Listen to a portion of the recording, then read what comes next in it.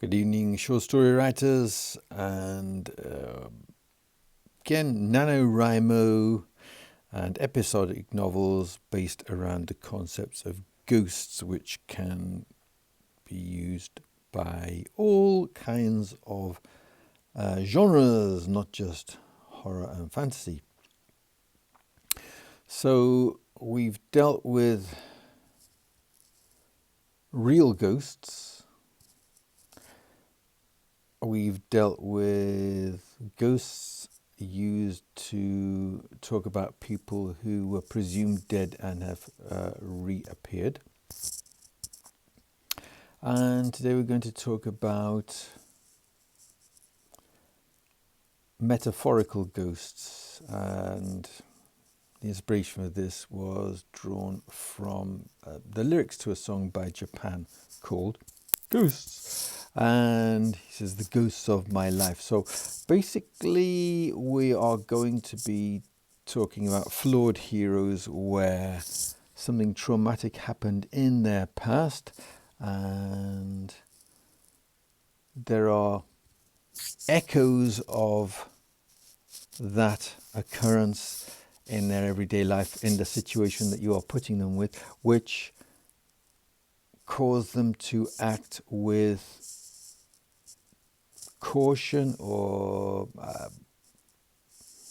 holds them back in some ways when it would be inappropriate for them. So I don't know whether you've watched The Punisher on Netflix, but certainly certain events in his past come back to haunt him and stop him from, well, the actors, or do they? Scrap that. Okay, so imagine, for example, a fighter, a wrestler.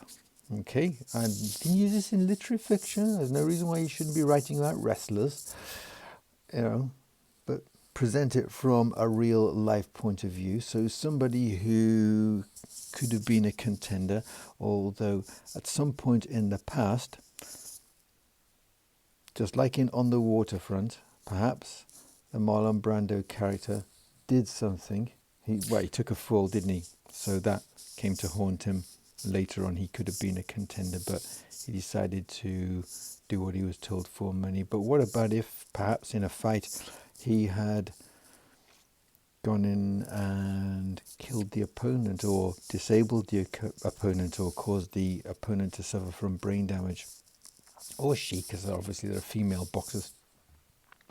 And as a result, there was always that holding back which prevented them from giving their 100% most lethal, shall we say? I use the word in the loose,